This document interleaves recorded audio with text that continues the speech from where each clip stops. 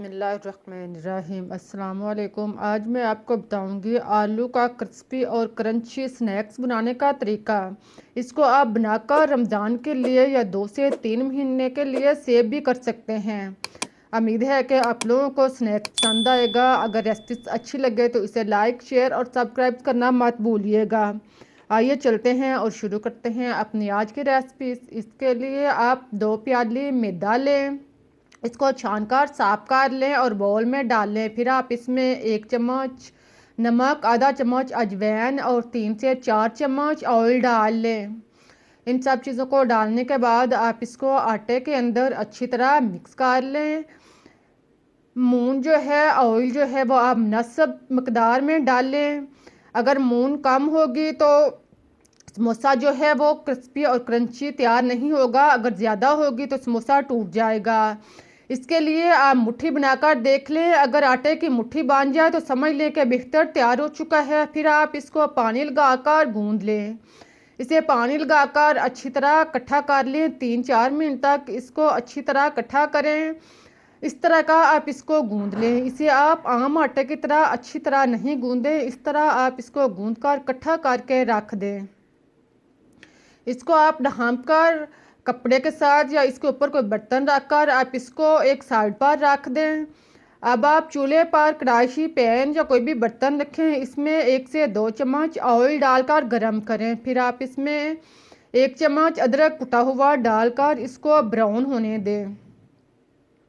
जब अदरक का कलर चेंज हो जाए तो आप इसमें ज़ीरा 1 चम्मच शामिल करें। ज़ीरा डालकर आप इसे ब्राउन होने दें। साबुत ज़ीरा डालने के बाद अब आप इसमें 1 अदद मीडियम साइज़ का प्याज कटा हुआ डाल लें और इसे आप फ्राई होने दें। प्याज को आप 2 से 3 मिनट तक फ्राई करें ताकि यह नरम हो जाए। फिर आप इसमें 1/4 कप मटर के दाने शामिल करें। मटर के दाने डालने के बाद आप इसे 3 से 4 मिनट तक फ्राई होने दें। फिर आप इसमें 1/4 कप बंद गोभी कटी हुई डाल लें। फिर आप इसमें सुरख मिर्च 1 चम्मच, पीसी हुई हल्दी आधा चम्मच, खुश्क धनिया 1 चम्मच और कसूरी मेथी 1 चम्मच डालने के बाद आप इसको मिक्स कर लें।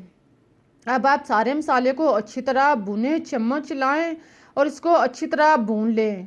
इसके बाद आप इसमें चिकन पाउडर शामिल करें। 1 चम्मच चिकन पाउडर डालने के बाद आप इसमें नमक 1 चम्मच या आप टेस्ट के मुताबिक डाल लें। चिकन पाउडर जायके के साथ साथ इसको आप महफूज करने के लिए भी बेहतरीन है। इसको डालने के बाद आप अच्छी तरह मिक्स करें और फिर आप इसमें उबले हुए और कुचले हुए आलू 3 से 4 अदद शामिल करें। आलूओं को आप उबाल कर पहले मैश भी कर लें या आप इसको हाथ के मुट्ठी के साथ नरम करके इसमें डालते जाएं। आलू डालने के बाद आप इसको चम्मच चलाकर मिक्स करें। इसको सारे मसाला जात के अंदर खूब अच्छी तरह जज़ब करें। 4-5 मिनट तक आप इसको पकने दें। इस दौरान चूल्हा जो है वो नॉर्मल रखें और इसको आप अच्छी तरह सारे मसाले को आलूओं के अंदर मैश होने दें। साथ में आप इसको चम्मच के साथ कुचलते जाएं ताकि आलू जो हैं वो बेहतरीन तैयार हों और नरम भी हो जाएं। 2 से 3 अदद हरी मिर्च लें। कटी हुई हरी मिर्च इसमें शामिल करें। हरी मिर्च डालकर आप इसको मिक्स कर लें। जब आलू अच्छी तरह तैयार हो जाएं तो आप इसमें कटा हुआ हरा धनिया डालकर चूल्हा बंद कर दें और इसको नॉर्मल हालत में होने के लिए, ठंडा होने के लिए उतार कर रख दें। अब आप देखें कि मैदा जो हमने गूंद के रखा था, इकट्ठा करके रखा था, इसको आप 1 से 2 दफ़ा दोबारा हाथ के साथ गूंदें, नरम कर लें।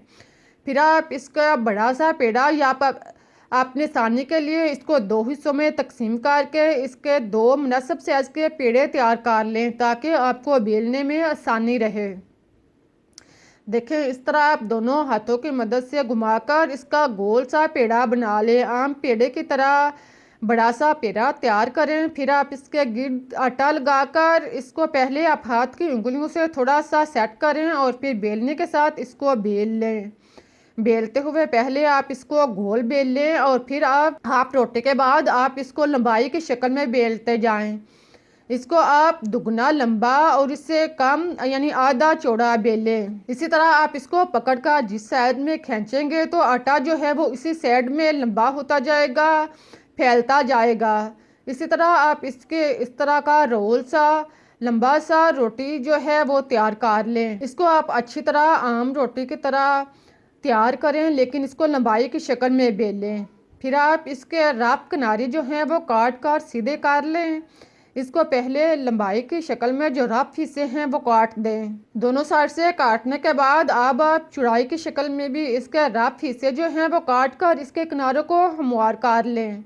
अब आप कटे हुए टुकड़े जो हैं इनको उठाकर लैदा कर लें। इन्हें दोबारा से इकट्ठा करके आप पेड़ा बनाकर दोबारा इसे स्नैक्स की शक्ल में बना सकते हैं, या आप इसको इसी तरह फ्राई करके नमक पारे की शक्ल में भी बना सकते हैं। अब आप इसको दरमियान में छुरी के साथ काट लें। दरमियान में काटने के बाद दो हिस्सों में करने के बाद अब आप इसको 2 से 3 इंच के वक्फे पर काटते जाएं। देखें, इसी तरह आप इसके मुनासिब साइज़ के स्नैक जो हैं, रोटियां जो हैं वो काट लें। इसी तरह आप कम वक्त में ज़्यादा रोटियां या स्नैक जो हैं वो तैयार कर सकते हैं। इस तरह आप थोड़ा सा अमेज़ा लें आलू का जो ठंडा हो चुका है, इसको आप हाथ में घुमाकर छोटा सा रोल कर लें। फिर आप इसको दरमियान में रखें। चपाती के दरमियान में रखने के बाद आप सारे स्नैक्स को इसी तरह तैयार करते जाएं। अब इसके चारों साइड पर किनारों पर आप हाथ की मदद से, उंगलियों की मदद से पानी लगाते जाएं, या आप ब्रश के साथ इसको किनारों पर पानी लगा लें। इस तरह पानी लगाने के बाद अब आप इसके एक हिस्से से पकड़ें और इसको आप फोल्ड करें। इसको आप आलू के ऊपर फोल्ड करें और फिर सामने वाले हिस्से से पकड़कर आप इसको आलू के ऊपर, यानी जो पहले आप रोटी रखी है इसके ऊपर रख कर इसको दबाएं और सेट कर लें। इसी तरह आप दूसरे स्नैक्स के बाकी स्नैक्स भी इसी तरह तैयार कर लें। एहतियात के साथ इसको जोड़ें ताकि फ्राई करते हुए ये खुले नहीं। फिर आप इसके जो खाली हिस्सा है जिधर आलू नहीं है, इसको आप कांटे के साथ दबा लें। देखें, इस तरह आप इसको कांटे के साथ दबाकर फिर हाथ और अंगूठे की मदद से इसको दबाकर सेट कर लें। आलू के साथ हिस्से को आप हाथ और अंगूठे की मदद से दबाकर देखें, इस तरह सेट करें तो ये एक टॉफ़ी की शक्ल में बन जाएगा।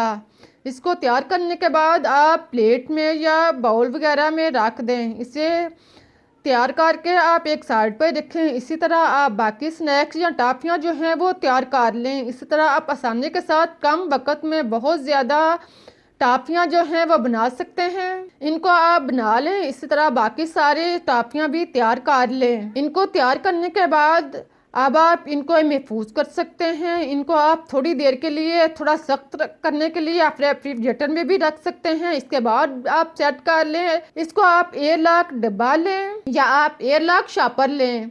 एयरलॉक डिब्बे के अंदर आप इसको रखें। इसको आप नीचे टॉफ़ी को रखें। 3 से 4 अदद या बर्तन के रिक्वायर के मुताबिक आप टॉफ़ियाँ जो हैं इसके अंदर रखें। ख्याल करें कि टॉफ़ियाँ जो हैं वो एक दूसरे के साथ नहीं जुड़े, ताकि निकालते हुए समोसे जो हैं वो ख़राब ना हों। इसको आप अलग अलग करके निचली सतह पर रखें। फिर आप इसके ऊपर मोम की शीट डाल लें। शीट डालने के बाद अब आप दोबारा से स्नैक्स जो हैं वो इसके ऊपर रखते जाएं। पहले की तरह आप थोड़े थोड़े वक्फे पर जो साथ टच ना करें, इसके ऊपर स्नैक्स रखें और फिर आप इसके ऊपर और शीट रखें। इसी तरह आप 2 से 3 दफ़ा शीट रख कर एक बर्तन में बहुत ज़्यादा स्नैक जो है वह महफूज कर सकते हैं। इसी तरह इसको रखने के बाद अब आप इसके ऊपर ढक्कन रख दें। इसको अच्छी तरह ला करके बंद करके आप इसे रेफ्रिजरेटर में रखें। जब आपका मूड हो या अफ्तारी से 10 मिनट पहले आप निकालें और इसको आप फ्राई कर लें। इस तरह आप कम वक्त में बेहतर और मज़ेदार स्नैक जो है वो बगैर टाइम के महफूज भी कर सकते हैं और इसके मज़े से भी लुत्फ़अंदोज़ हो सकते हैं। अब मैं आपको बताती हूँ कि इसको फ्राई कैसे करना है। फ्राई करते हुए आप पैन या कढ़ाई में घी या ऑयल को अच्छी तरह गर्म करें। एक एक करके टॉफ़ियाँ इसमें डालते जाएं। टॉफ़ियाँ डालते हुए ख्याल रहे कि इनकी शेप जो है वो ख़राब ना हो। ये बिल्कुल लंबाई में लैदा डालते जाएं। अगर आप इसको ऊपर नीचे डालेंगे तो इनकी शेप ख़राब हो जाएगी। इस तरह आप इसको डालने के बाद आप इसे नॉर्मल आंच पर डीपली फ्राई करें ताकि ये अच्छी तरह फ्राई हो जाएं। जब दोनों साइड से अच्छी तरह फ्राई हो जाएं, इनका कलर ब्राउन हो जाए, देखें, इस तरह आप इसकी साइड चेंज करते जाएं और इसको आप फ्राई करते जाएं। 2 से 3 दफ़ा आप इनके साइड चेंज करें। जब एक दफ़ा ये सेट हो जाए तो फिर इनकी शेप ख़राब नहीं होगी। अब आप इसको आसानी के साथ इसकी साइड भी चेंज कर सकते हैं और इसको आप ब्राउन भी कर सकते हैं। इस तरह जब इनका कलर चेंज हो जाए, ब्राउन हो जाए, तो आप इसको निकाल लें। इसको निकाल कर थोड़ी देर के लिए जालीदार बर्तन पर रखें ताकि इनका ऑयल अच्छी तरह रिमूव हो जाए। आप बाकी टाफियाँ भी इसी तरह फ्राई कर लें। आप देखें, बहुत ही मज़ेदार क्रिस्पी और क्रंची स्नैक तैयार हुए हैं। आप इसको केचप के साथ, हरी चटनी के साथ मज़े से नोश फरमाएं। इसे चाय के टाइम में भी बना सकते हैं। उम्मीद है कि आप लोगों को रेसिपीज पसंद आई होगी। अगर रेसिपीज अच्छी लगी है तो इसे लाइक करें, शेयर करें, चैनल को सब्सक्राइब करना मत भूलें। मुझे इजाज़त दें, फिर मिलते हैं एक नई और मज़ेदार रेसिपीज के साथ। तब तक के लिए अल्लाह हाफिज़।